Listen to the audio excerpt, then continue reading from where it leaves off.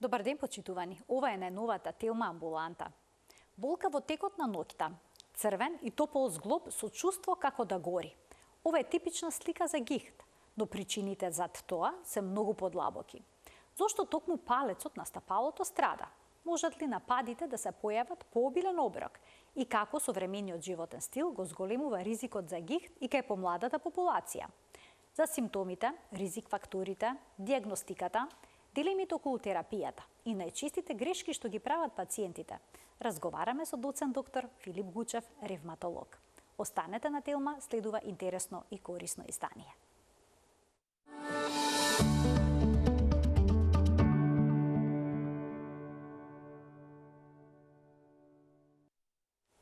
Што е тоа гихт и како може болеста да се стави под контрола? Ќе го прашаме доцент доктор Филип Гучев, ревматолог од Универзитетската клиника за ревматологија и консултант во ПЗУ Адхира. Докторе, добре дојдовте во Телма амбуланта, добар ден. Добар ден и благодарам што повторно ме поканивте.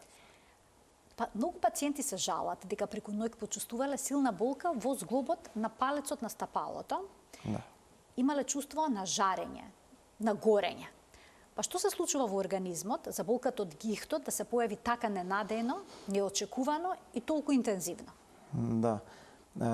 Интересно е зошто баш палецот. Има неколку, да кажем, и научно докажани претпоставки зошто е тоа така. Прво, палците, генерално и на шаќите, и на стопалата, многу брзо се трошат. Тие се зглобови кои што најбрзо се трошат во телото, зашто и најмногу ги користиме. Така да, нели ќе зборуваме за природата на гихтот, но во неговата основа е постоењето на кристали на мочна киселина кои што се таложат. Така да вие кристали сакаат зглоб што е оштетен, пред се, бараат место и полесно се таложат таму. Втора работа што се смета е дека полесно се таложат на пониска температура, пошто ќе кажете чекај сега палецот на шаката веројатно и побрзо се троши од палецот на стопалото, шаките повеќе ги користиме, што и вистина многу често. Ама шаките се потопли. Сепак се потопли од стопалата. Стопалата се подалеку од јадрото на телото и заради тоа овие зглобови се, значи, првите метатарзофалангиални зглобови, односно зглобовите на базата на палецот на стопалото, се и постудени. Така да, пооштетени, постудени и има некои елементи на гравитација, пошто ова се сепак кристали кои што се таложат и тука први ќе се набијат, први ќе се забијат, први ќе направат воспалување, инфламација и заради тоа се смета дека многу често тука е проблемот. На кои други зглобови може да дојде до таложење на овие кристали? Кои други зглобови се постудени? Да, предилекцијата, односно предпочитањето на кристалите да одат таму е, нели, ова што го зборувавме. Инаку проблемот е дека можат било каде и не е само проблемот. Значи секој зглоб може да биде опфатен. Секој зглоб може да биде зафатен. Има и ретки форми каде што може и на рбетот да влијае, па тоа е многу тешко да се разграничи од една дискус хернија, од една спондилоза и слично, но тоа е извонредно ретко. Ама може да зафати било кој зглоб. Така да, едно од, да кажем, предизвиците во ревматологијата е разграничување на еден посебно долго лошо третиран пациент со долго лошо третиран гихт наспроти еден артрит кој што особено кога е без антитела и е воспалителен, зборувам, најчесто е автоимун, како на пример серонегативен ревматоиден артритис, да ги разграничите овие две стварно голем предизвик. И често ги третираме, нели, за она што тие ги задоволуваат критериумите, па ги задоволуваат за другото, дел од нив ги третираме како да ги имаат и двете заболувања, веројатно и ги имаат двете заболувања и се добри. Но ова е тоа што го викаме диференцијална диагноза, че разграничување прецизно е во светски рамки прилично тешко да се направи, токму заради тоа што кристалите можат на било кој зглоб да се наталожат. А обично како изгледа еден типичен напад на гихт? На што обично се жалат пациентите кога ќе дојдат во ординација? Кај вас? Прва апел не мора да е буквално вака, но една онака класична, најкласична слика е ден после свадба, каде што се јадело, се пиело, се веселеле луѓе и слично, и обично маж, обично малце покрупен, имал притисок, може некој лекче за срцето, но како и да е, може и не мора сето ова. Кажуваме, многу карактеристична слика и нагла појава на болка и тоа нагла појава на болка и оток и црвенило, особено во базата на палецот на стопалото. Чи може било каде на друго место, но ова сликаме една најкласична, најшколска слика што би требало дури и студентите по медицина, после да кажем таму трета, четврта година, да знаат точно што е стварно, што е најверојатно. Така да, нагла појава на извонредно силна болка. Ова е една од најсилните болки во медицината. Некојаш кога се обидуваат стручњаците да класифицираат интензитет на болка, во некои учебници е опишана како трета најсилна болка во телото, после породувањето, после овие камчињата во бубрекот, односно бубречната колика, оди оваа болка која што е извонредно силна. Не може чаршафот врз стопалото да го спуштат вечерта, но е и само ограничувачко. Обично сама поминува и тука настануваат после проблемите, ама тоа сигурно ќе го зборуваме. Да. Ке има ли некакво црвенило на зглобот? Да.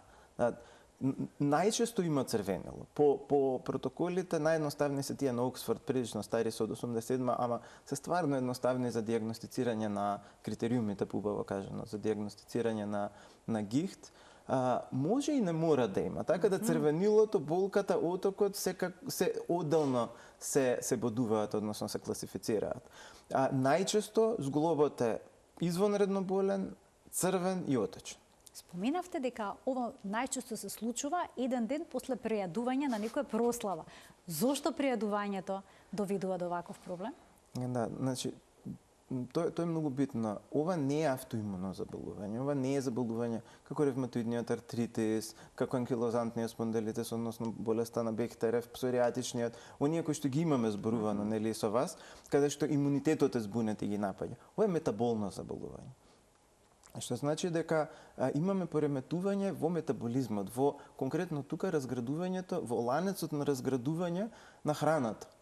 Така да пурините, едни состојки што се наоѓаат во ДНК-то на клетките, несоодветно се разградуваат и се создава вишок на мочна киселина.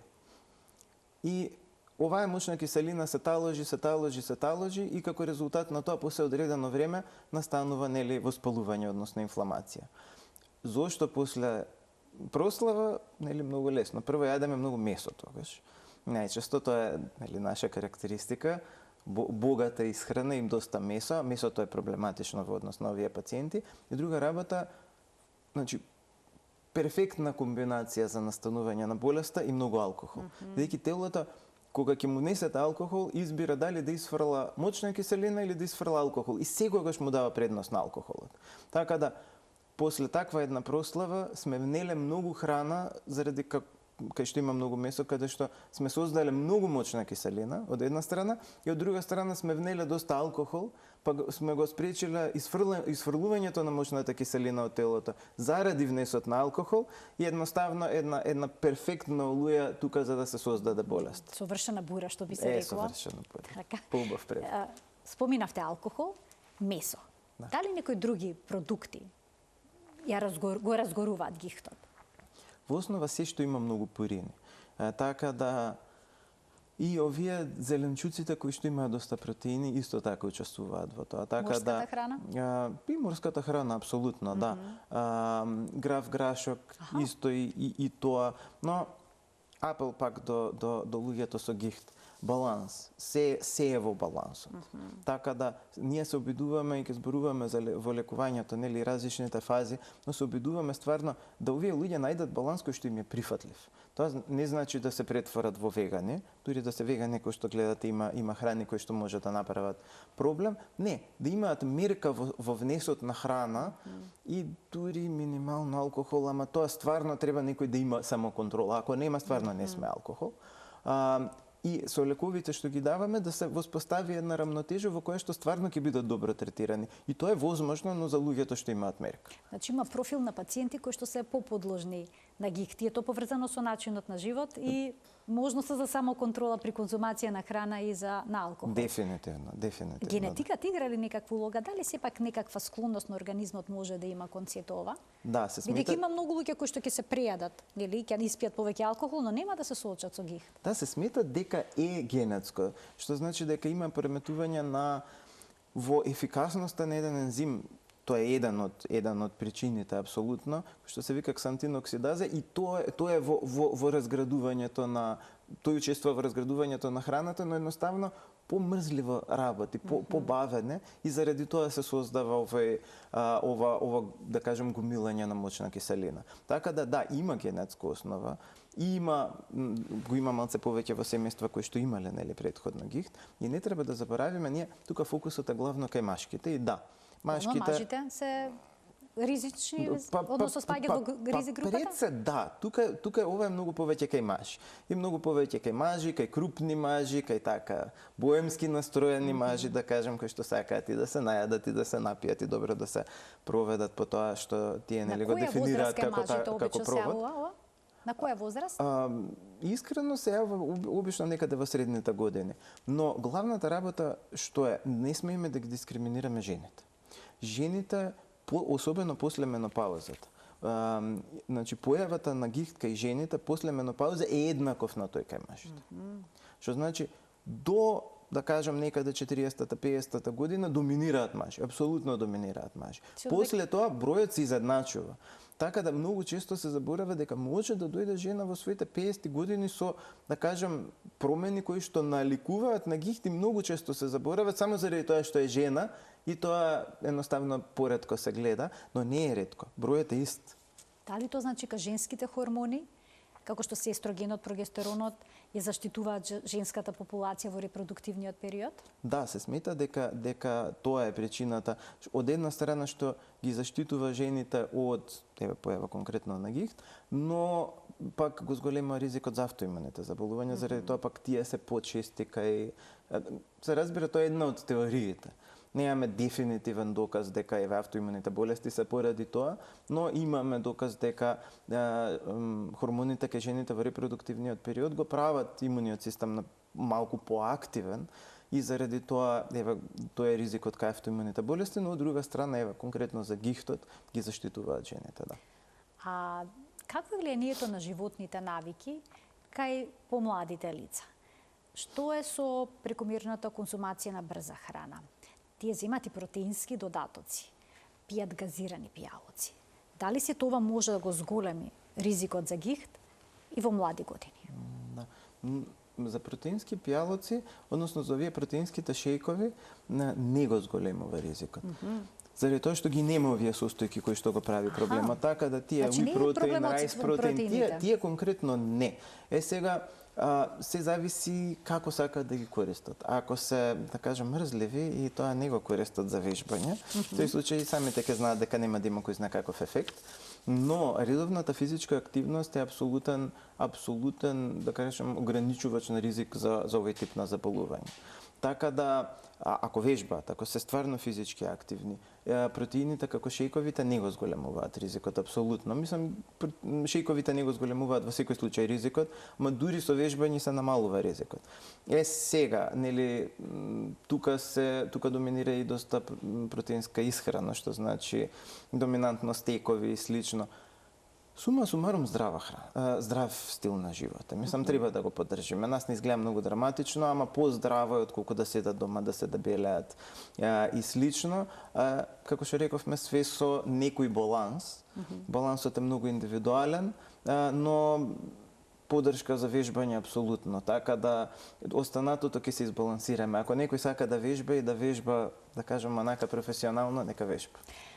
Се случува ли некој лице да има високо ниво на мочна киселина во организмот, во крвта со години и при тоа да нема гихт, а да се јави кај некој напад со благо покачено ниво на мочна киселина? Да, тоа апсолутно. Еден од апелите со колегите, нешто што сме предавале, нешто што постојано се потенцира и со студентите е дека зголемено ниво на мочна киселина не е гихт. И зголемено ниво на мочна киселина дури кај човек со болки во зглобови без некој драматичен артрит, односно воспалување, исто така не е гихт. Така да, бидејќи посебно во подмината возраст, зглобовите се трошат, тие се изменуваат, остеоартритот е многу чест. Така да и многу често колегите ќе видат, што не се ревматолози, нели, ќе видат покачено ниво на мочна киселина и ние добиваме пациенти како гихт. Не, тоа не е гихт. Значи, зголемено ниво на мочна киселина не е гихт, но ниво на мочна киселина која што е над 350, односно 360 по нашите мерила, со себе носи ризик од таложење. Кај луѓето со гихт, тие кристали се таложат на зглобови, се таложат на крвни садови и тоа е болеста, не кај сите. Значи, не секоја болка во зглобот е гихт, Да. и не секогаш покачено ниво на мочна киселина е гихт. Какви лабораториски анализи дополнителни правите или какви диагностички процедури применувате за точно да потврдите диагнозата? За гихтот, интересно е, диагнозата е доминантно клиничка. Што значи, тоа што ќе ви го каже пациентот, разумно што се случувало, како живее, дали имал претходни напади е многу битно. Што значи, дали ова прв пат се случува, дали се случило нагло или подболувало со месеци, со недели, па малку појако сега боли, или не болело ништо посебно, едноставно се воспалило. Значи, нагло стана нападот, претходни напади, дали зглобот е топол, врел, утечен, дали е зафатен овој што го зборувавме првиот зглоб на стопалото, значи на палецот, на коренот на палецот. Тие се главните диагностички критериуми. Единствен друг критериум што е лабораториски во, да кажам, алгоритмот за диагностицирање е нивото на мочна киселина, при што е многу битно, кај нас стои некоја вредност од 450, што не знам зашто е релевантна искрено, можеби за колегите на нефрологија, но за ревматологија комплетно е релевантно. За нас е вредноста од 350, односно 360. Што значи, се што е 350 е по овој протокол, така да, тој што го споменав од Оксфорд, така да, вредност над 350 се бодува и сите овие други клинички елементи се бодуваат. Во напад може и да нема ЦРП покачано. Така да некои такви основни мерила како седиментација, ЦРП кои што сметаме дека кај секој артрит би требало да се зголемат, може и да не се зголемени тука. А пожелно ли да се земе зглобна течност од зафатениот зглоб па да се испита што има? Многу добро прашање. Значи, многу добро прашање и го избегнувам, можеби надвор од тоа што би било протокол, кој што ја толку сакам да го цитирам. А тоа е заради тоа што обично овие зглобови се извонредно болни. И се извонредно мали. Ако читате баш по книга, баш по протокол, да, златен стандард е да се извади течност и на поларизационен микроскоп да се види дали има кристали. Кристалите се многу специфични и ако ги има, и посебно тука има специфики, дали се во леукоцитите, надвор од леукоцитите, акут на хронична фаза. Може и преголема филозофија, но ако се видат во голем број, тоа е дефинитивна диагноза на гихт. Проблемот за мен од клинички аспект дека прво, кога зафатен коренот на палецот, кој што е толку извонредно болен, да вие не можете, да пациентот не може чаршаф да стави врз него, искрено јас како лекар одбивам да го боцкам тој зглоб. Мислам, тоа е толку многу болно со цел да се потврди диагноза која што е прилично очигледна. Мислам, во моментот, и дури по протокол може да се постигне без тоа, сметам дека е премногу. Друг е разговорот ако се работи, например, и за колено, и за некој поголем зглоб, кој што пак е извонредно болен во таа ситуација. И така чисто од човечки, од хуман аспект, сметам дека треба да избалансираме она што е протокол, ако можеме без да предизвикаме толку болка кај пациентот, најубаво да го направиме без тоа. А што е со пациентите кои што имаат анатомски деформитет на стапалото, имаат кокалче на зглобот на палецот, кој што понекогаш знае да биде црвен и поради тесни чевли. Сега, ако се јави болка кај овие пациенти, како се разграничува, дали станува збор за гихт или пак за нешто друго? Тоа е едно од оние прашања кои што ги почнавме претходно, нели, со ревматоидниот артритис, ова би било остеоартритис. Тоа е предизвикот. Тоа е навистина предизвикот и тука веќе, кога не е толку болно, кога имаме ото кој што можеме да го видиме, тука може многу да не разграничи. Значи, пред се би ги боцкале оние пациенти, мислам, би земале синовијална течност од зглобот, кај оние пациенти кои што навистина е недоволно разграничено ова. Иако протоколот вика би требало кај сите, но мислам дека е претерано да тоа се прави кај сите. Но кај тие кои што не ни е јасно, еве како случајот кој што вие го напоменавте, апсолутно, зошто да не. Тоа би ги разграничило работите и би ни помогнало да најсоодветно ги третираме луѓето. Која е првата помош при напад на гихт? Еве, например, во текот на ноќта. Ќе помогнат ли студени облоги со лед, например? Некакви чаеви? На секој воспален зглоб помага лад. Тоа сите да знаете, така да најлесното нешто е лед во кеса, кесата во крпа и крпата врз зглобот. Така да на секој генерално воспаление, али еве за воспален зглоб можам конкретно да кажам, ладење апсолутно помага и препораката е така по 15-20 минути длабоко ладење и може да се повторува на неколку часа, обично на 4 часа. Све зависи од нивото на интензитетот на воспалувањето. Ама многу, извонредно е битно тука да се апелира. На почеток на напад на гихт не се дава алопуринол. Тоа е главната дилема. Дали треба да се дадат всушност лекови за намалување на мочната киселина за време на акутен напад? Значи не? Значи не, никако. Значи зошто? Ако сте пиеле алопуринол, се пиете истата доза, ни помалце, ни повеќе. Значи пошто може и да пиете и да се третирате, лекувањето на секое заболување, вклучително и гихтот, значи намалување на ризикот од некакви проблеми, нови напади и слично. Тоа не значи комплетно елиминирање нивно. Не се разбира. Но медицината игра на пробабилитети, значи ние минимизираме ризик од инфаркти, од мозачни удари, од оштетување на зглобови, од несакани ефекти на лекови за болки, значи и тоа е извонредно вредно. Сега, алопуринол во напад да не почнувате никогаш. Ова е апел до колеги, ова е апел до пациенти, бидејќи се раскажува меѓусебно и се почнува. Значи, тоа ослободување на кристали на мочна киселина, што го имате во зглобот или во телото во тој момент, кога ќе внесете на ново алопуринол, го мултиплицирате неколку пати. Уште повеќе, значи, кристали ќе се наталожат. Многу повеќе. И правите еден напад кој што по книга трае неколку дена, нападот на гихт природно, без ништо да му направите, би требало да не трае повеќе од неколку дена, може да го направите да трае недели и месеци. Тоа е ужасно нешто. Значи, алопуринолот е лек за контрола на нивото на мочна киселина кога пациентот е веќе смирен. Значи, нападот треба да се смири. Значи, имаме пациент, вие го прашавте, усред вечер фаќа напад. Најдобро нешто ладете го и некој од лековите за болка, како што се ракоксија или диклофенак, или земете нешто и утре се бајле се разбира ќе одите на лекар.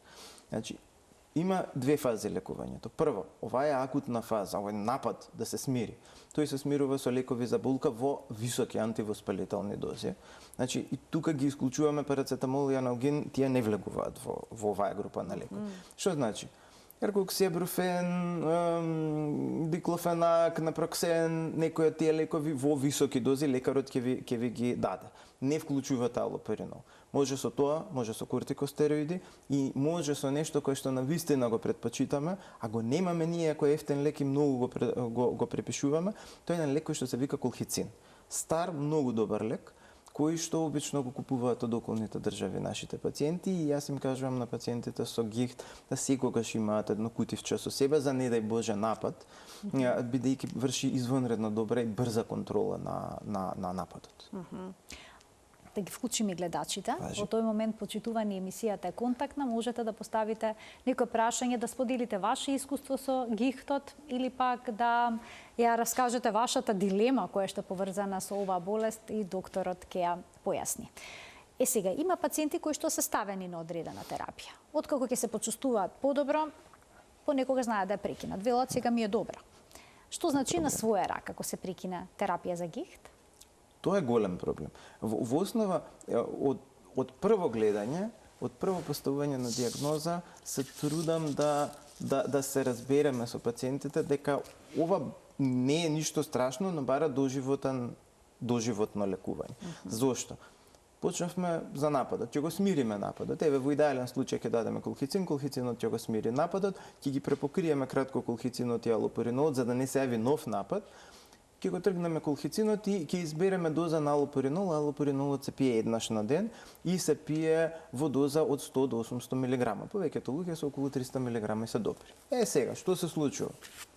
Пациентот зема, ќе кажеме 300 мг, мочната киселина му е околу 300, се гледаме, обично тоа е некоја идеално околу 2 пати годишно, чисто да се подсетиме, видиме дали е добро нивото на мочна киселина со стилот на живот и дозата на алопуринол. Има и други лекови, како фебуксостат и слично, но обично не ги користиме, немаме потреба.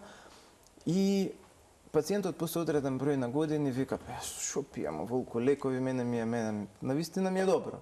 И овие доктори во врска немаат, нели, како што е ред, и што некогаш што и управа, ама се трудиме да неста, и престануваат со терапија.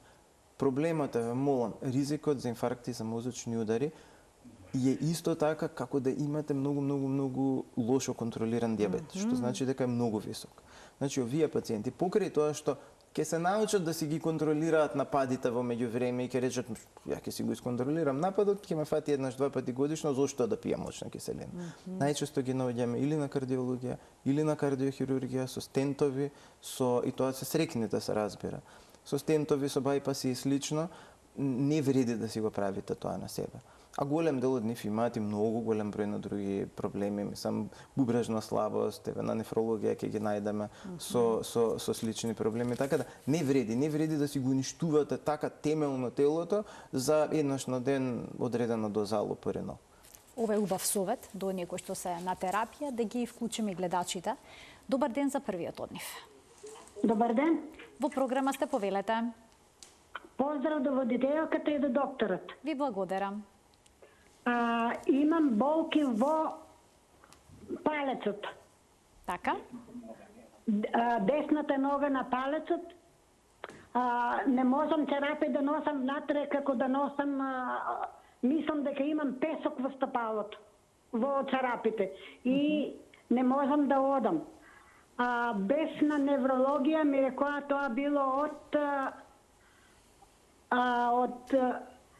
од нервице, тие болки. И ногата ми се укочува и ми се завртува вака и 10 минути така ме држа. Плюс имам дискохермија, постеоформалис, постеормедалис, субменталис спондилоза, лумбалис. Така, имате ортопедски, низа ортопедски проблеми. Така, барате совет од докторот. Доктора, ова не е гихт. Не е гихт, дефинитивно, и нели добро диагностицирано, очигледно убаво обработена пациентката. Тоа што може да се каже е, вршете си редовни контроли на неврологот, дефинитивно. Слушате ги препораките, физикална терапија е секогаш препорачена. За вас, што имате такви проблеми со ребетот, редовни вежби. Нешто што луѓето навистина запоставуваат е редовни вежби. Не го сваќаат сериозно тоа. Да, кога ја разбирам, сите ние сакаме некој апче, и ја често знам да им кажам, навистина сакам да имам за ова апче да ви дадам и да бидете добри, но кога е механички проблемот, најчесто е механичко решението. Така да ова е механички проблем. Заради тоа, гледайте да имате што пониска тежина. Вежбајте, одете повремено на физикална терапија, таму и колегите и ќе ве научат вежби, но вие вежби се за секој ден. Значи, може да ви изгледаат блесаво, може да ви изгледаат така, као е сега од 21 век ќе вежбам, не, тоа е главната работа. Значи, цврстата мускулатура, ниската телесна тежина за луѓе како ова што имаат проблеми како господјата што напомена, се главното решение. И гледајте, не претерувајте со лекови за болка. Че лековите за болка, посебно како вие што ги напоменав за гихт, како што се брофени, наклофени и слично, не се за долгорочна примена. Колку може да се користат максимално? Различно, кај различни луѓе, но гледајте не повеќе од 1 до 2 недели ако ги користите, но повеќето луѓе ги користат како бомбони. И тоа е проблем. Значи, има лекови кои што може да ги користиме и дополнително се мора да се каже еден мал апел, значи за контрола на хронична болка. Се повеќе и навистина научно и сериозно научно базирано се примената на препарати на канабис. Канабиноидите се навистина ефикасни за хронична болка. Пак, секогаш сакаме да го третираме коренот на проблемот. Не секогаш можеме се уште. Така да, примената на канабиноиди и навистина пошироката примена, особено барем со мали концентрации на ТХЦ, нас како ревматолози ни е потребна, ја немаме се уште и конкретно потенцијално би помогнале кој господјата, но сепак невролозите може, така да сигурно неврологот кој што ја гледал пациент пациентката ќе го земе во предвид тоа. Да ги вклучиме останатите гледачи. Добар ден. Добар ден. Во програма сте, повелете, господине. Ало, дали сум јас во програма? Да, вие сте во програма и го очекуваме вашето прашање. Вемо, би сакал докторот да го прашам. Ало? Така, повелете, го очекуваме прашањето. Имав со гихтот проблеми. Така? Во стопалото, болки и покачена мочна киселина во крвта. Ало? Да, ве слушнавме добро. Значи имате болки и покачена мочна киселина? Употребував германски лекови бензбромарон АЛ-100, меѓутоа сега веќе ги нема, не се произведувале. Дали има некои соодветни кај нас апчињата? Многу ми помогна, мислам, и се намали и мочната киселина и болки нема. Дали има некои соодветни некоја алтернатива на тоа што сте го земале? Да. Ви благодарам за вклучувањето во програма. Молим. Да, златен стандард е алоперинола, така да има алоперинол, оди и на рецепт и со дозирање соодветно на алоперинола, да знаете ќе го постигнеме истиот ефект како лековите што сте ги добивале од Германија, така да отидете кај матичниот лекар и доколку немате напад, немате никакво воспалување, се е окей, можете веднаш да почнете да ги земате со тоа што постепено ќе зголемувате дозата. Значи едно апче 100 мг, значи ќе видите со 100 мг една недела, па 200 мг една недела, ќе видите на околу 200 до 300 мг колку ви е нивото на мочна киселина и нивото на мочна киселина треба да изнесува околу 300 или под 300 идеално, за да имаме сепак малку простор тука и за некоја прослава без да имаме драми се разбира. Така. Уште еден гледач ќе вклучиме. Добар ден. Добар ден. Во програма сте, повелете. Добар ден, Марија. Поздрав до вас и до почитуваниот доктор. Благодарам. Сакам да му поставам едно прашање на докторот, дали е тоа баш правиот гихт, бидејќи освен на палецот, ми се случи 2 пати во текот на оваа година и на останатите 4 прста да ми се вкоченат, да не можам да стапнам, и тоа во спиење се случува со јака болка и трае повеќе од 5 минути сигурно, али многу јака болка. Дали е тоа на вистина? До сега немам направено испитување, инаку сум диабетичар на инсулин веќе 10 години на инсулин. Примам само магнезиум со Б комплекс и аскорвита како дополнително. Дали нешто треба да направам испитување, бидејќи сум, мислам, со висок диабет, и дали ова вкоченување на останатите прсти се рачуна како гихт покрај палецот. Така. Благодарам многу. Ви благодарам за вклучувањето во програма. Повелете, доктор. Значи, tips and tricks, што би рекле. Значи, еден совет до пациентите. Кога оваква нешто ќе се случи, стиснете го зглобот кој што чувствувате или делот на телото што чувствувате дека ве боли. Ако се појачува болката, ако се потенцира болката, тогаш болката потекнува, грубо речено, од таму. А доколку не се појачува, тоа е пренесена болка, што значи потекнува од некое друго место, обично е невропатска болка. Сега пациентката кажа дека има диабет, дека има шеќерна болест, дека има подолго време, така да најверојатно се работи за диабетична невропатија. Но сепак, стиснете си ги зглобчињата кога тоа ќе се случи гихт, нема да трае 5 минути, како што рековте. Може и да е поврзано и со нешто друго, не мора да значи дека е конкретно диабетично, но стиснете си ги, видете. Ако сепак тоа многу боли, може да се направи кај вашиот локален интерниста на лабораторија со реумафактор, со ЦРП, тироидните хормони секогаш проверувајте си ги повремено, веднаш годишно, едно ТСХ, чисто да видиме да ги исклучиме другите причинители. Во ревматологијата најтешкото е исклучување на другите причинители кои што може да ги прават истите тегоби. И се разбира секогаш што подобра контрола на гликемијата и што подобра контрола на крвниот притисок, бидејќи тие се главните да си ги задржите здрави малите крвни садови што ги исхрануваат тие мали нерви доле во стопалата и да минимизирате тој тип на проблеми од шеќерот. Уште еден гледач имаме, ќе му дадеме предност. Добар ден. Добар ден. Добар ден, повелете. Разговараме со докторот. Така, секако повелете. Ајде.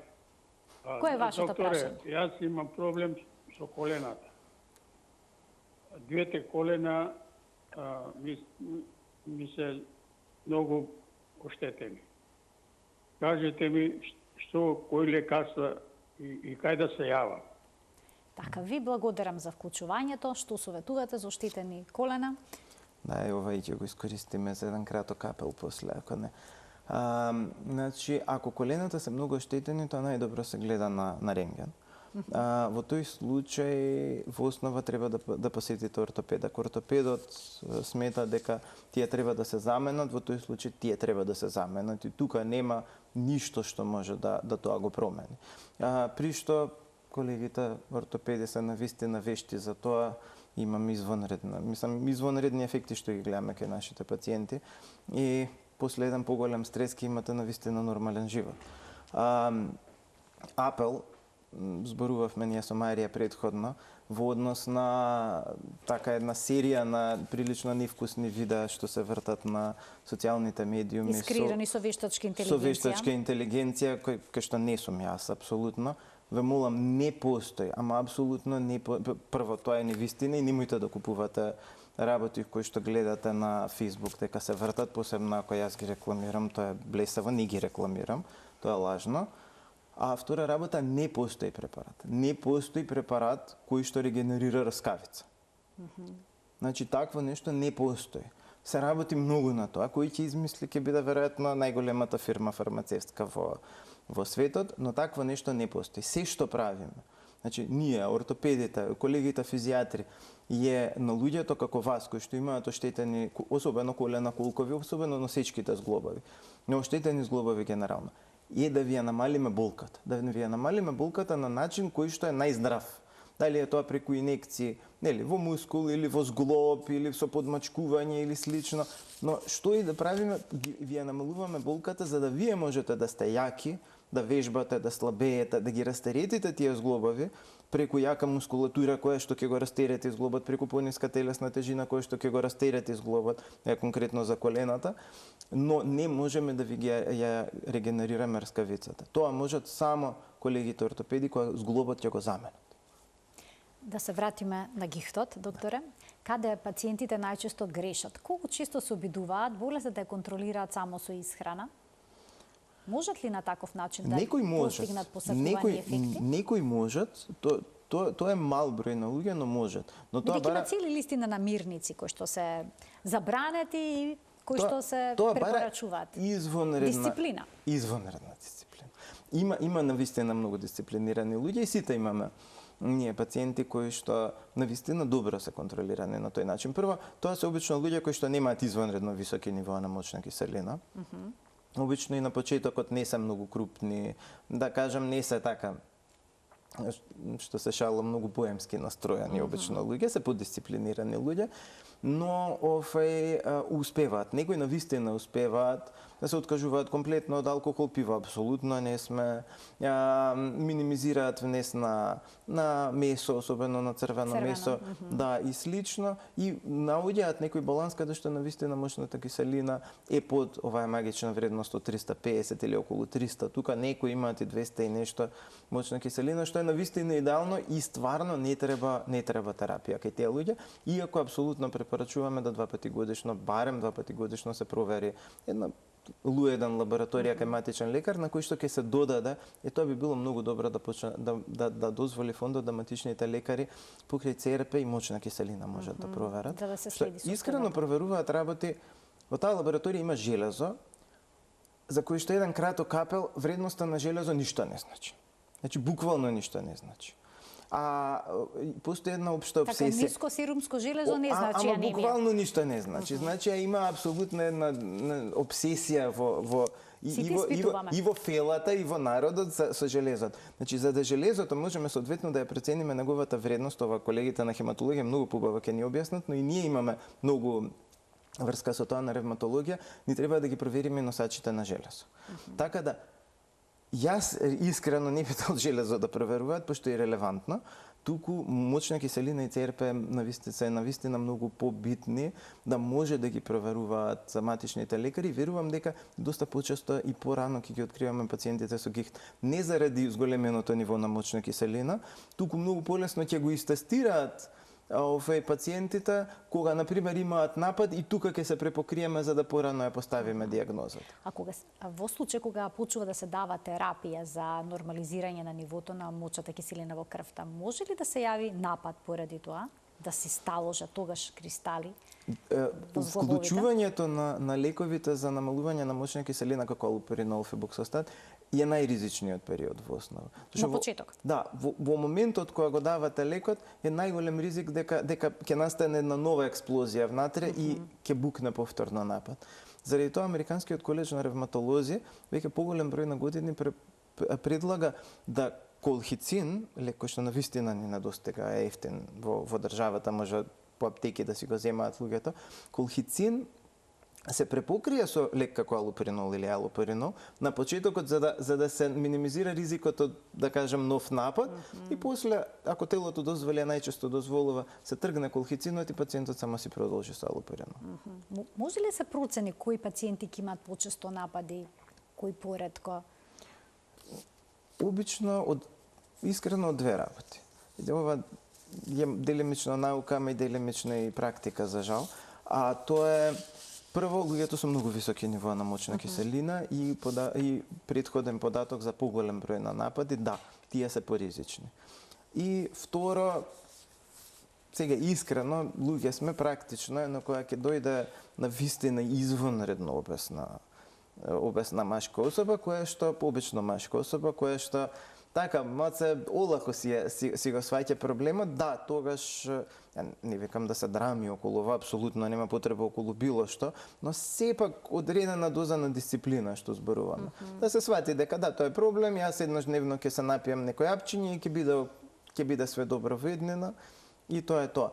Значи, многу е битно едноставно менталната поставеност на пациентот од една страна, но преку самиот изглед на пациентот и односот на пациентот се гледа и како се однесува со сопственото тело, да бидеме искрени. Значи, особа која што има 140 кила и пожутени прсти од цигари, значи се гледа што прави со своето тело наспроти, например, една особа која што доаѓа со идеална телесна тежина и се жали дека не можела да вежба еве сега 2 недели или една недела заради тоа што е воспален зглобот. Мислам логично, мислам и вие ќе претпоставите кој од тие две особи е поризична, кој не е. И навистина така излегува обично во практиката. Иако многу е убаво кога ќе видите дека некој навистина си го свртал животот. Некои луѓе стварно комплетно си го свртуваат животот на убаво и комплетно позитивно ќе се трансформираат, кои ќе го согледаат проблемот. И еве еден совет пред почетокот на зимските празници, новогодишните прослави, божикните и слично, каде што има доста храна, мрсна храна, месо, алкохол и слично. Апел и за мене. За сите. И за сите. За вас може и најмалку. Но сепак, умерено. Навистина и се во медицината и се повеќе сваќам во животот, навистина се умерено. Значи, искрено не сум приврзаник на оние кои што ќе ви речат ова не или она не верувам дека постои. Тоа е мал број на луѓе може тоа, но уживајте умерено и мислам дека ќе уживате и многу подолго и многу побаво. Докторе, ви благодарам многу за вашето денешно гостување и за ова прекрасно појаснување на темата. Ви благодарам и на вас многу.